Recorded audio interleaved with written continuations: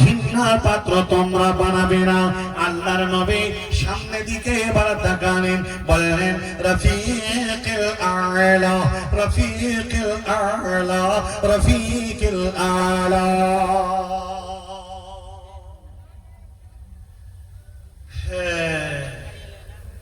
বিশ্বনবী দুনিয়া ছেড়ে চলে যাওয়ার জন্য বললেন আমি বিদায় নিলাম। কাউকে কোনদিন ছেড়ে যাবে না। অচিরে আমি আমার দোস্ত আল্লাহ রাব্বুল আলামিনের সঙ্গে সাক্ষাতের জন্য বাড়ি দিলাম। বাড়িতে চলে গেলেন, সংবাদ শুনে নবীজি বিদায় নিয়ে নিবেন। ফাতেমা বছর নয় কান্না সরে করে দিলেন, আব্বা যান কিছুক্ষণের মধ্যেই দুনিয়া ছেড়ে চলে যাবে, আমরা এতিম হয়ে যাব। আব্বার বাকি জীবনটা এতিম হয়ে মানুষ হয়ে কেটে গেছে, আমরা এতিম কি জিনিস বুঝতে পারি নাই। আমার মা চলে গেল, খাদিজা আমার আম্মা জান চলে গেল, আমার আব্বা জান তেনার মাথা হাতে থেকেছি। এত বড় আমি একজন পিতার সন্তান, আমরা যে পিতাকে পৃথিবীর যত মানুষ এসেছিল আর আসবে সমস্ত মানুষের একজন নেতা হিসাবে আল্লাহ কবুল করেছেন। যত নবী ও রাসূল আদম আলাইহিস সালাম থেকে এই পর্যন্ত এসেছিলেন, সমস্ত নবী ও রাসূলের ইমাম হিসাবে আমার আব্বাকে আল্লাহ কবুল করে নিয়েছেন। আমরা এতিম হই নাই, মা চলে গেলেও আমার আব্বা হযরত মুহাম্মদুর রাসূলুল্লাহ সাল্লাল্লাহু আলাইহি ওয়াসাল্লাম আমাদের কোনো অভাব অনটন আমাদের বুঝতে দেন নাই। কত ভালোবাসার সব, কত মহব্বত আব্বা করেছেন। মায়ের মমতাময়ী মা চলে গেলেও, খাদিজা চলে গেলেও আমার মা কথাটাকে, আমার আব্বার ভালোবাসাই আমরা ভুলে গেছি।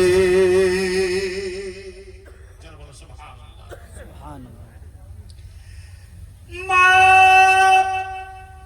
খাদিজা চলে যাওয়ার পরে বিশ্বনবী চারটি কন্যাকে কত স্নেহ মায়া মমতা ভালোবাসা দিয়ে জীবিত রেখেছিলেন, আদর দিয়ে জীবিত অবস্থায় ভালোবাসা দিয়েছিলেন। বিশ্বনবী চলে যাবে, ফাতিমা রাদিয়াল্লাহু তাআলা আনহা শুনতে পেয়েছেন, অঝর নয়নে কান্না করতে করতে করতে বেহুশ হয়ে যাওয়ার মতো হতে আছে। বন্ধনে আমার, বাপজিরে আমার, জননী মা এই মুহূর্তে বিশ্বনবী ফাতেমাকে কানে কানে যেন কি বলেন। আর ফাতেমা রাদিয়াল্লাহু তাআলা আনহা সঙ্গে সঙ্গে চুপে গেলেন। জোরে সঙ্গে বলুন সুবহানাল্লাহ।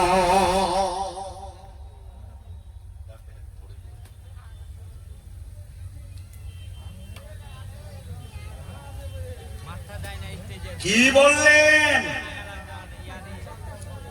নবীজি ফাতেমাকে বললেন? আমরা সবাই শুনেছি।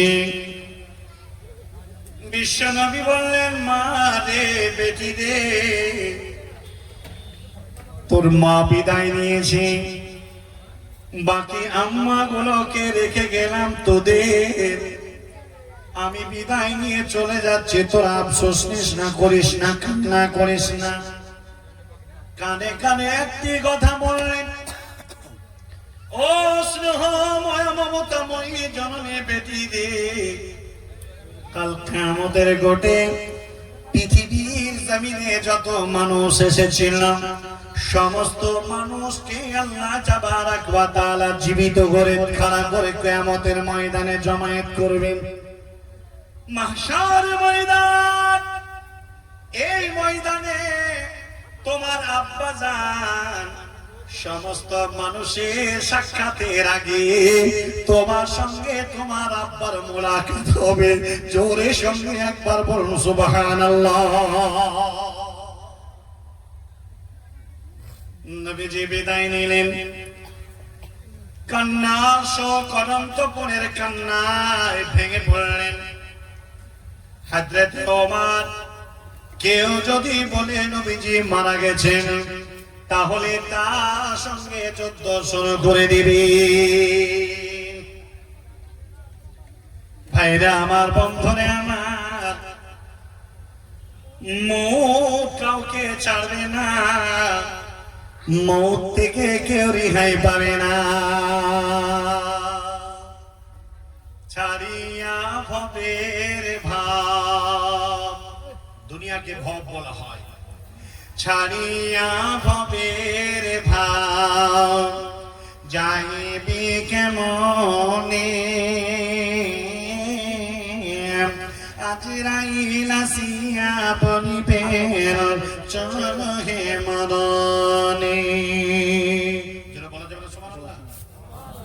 ছাড়িয়া ভবের ভাব যাইবি কেমনে, আজরাইল আসিয়া বলিবে চল হে মরণে। ডানেতে কান্দিবে মাতা, বামে পরম পিতা। ডানেতে কান্দিবে মাতা, বামে পরম পিতা। পদতলে প্রয়াসী আজর নয়নে, আজরাইল আসিয়া বলিবে চল হে মরণে। ছাড়িয়া ভবের ভাব, ছাড়িয়া ভবের ভাব যাইবি কেমনে, আজরাইল আসিয়া বলিবে চল হে মরণে। আত্মীয় স্বজন সবে সিভিল সজিদ রবে, আত্মীয় স্বজন সবে সিভিল সজিদ রবে। কেহ না পারিবে তারে বাঁচাতে মরণে, চল হে মরণে। ছাড়িয়া ভবের ভাব, ছাড়িয়া ভবের ভাব যাইবি কেমনে, আজরাইল আসিয়া বলিবে চল হে মরণে। অপর লোকে ঘোষণা দিবে, কান্দে করে রয়ে যাবে কবর শ্মশানে। ছাড়িয়া ভবের ভাব যাইবি কেমনে, আজরাইল আসিয়া বলিবে চল হে মরণে।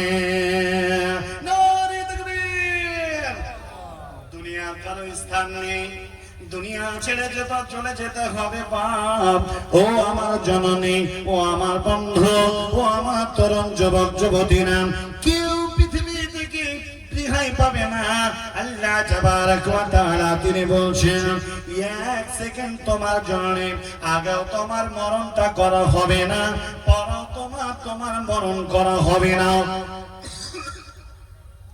নির্দিষ্ট সময় তোমার মরণ হবে।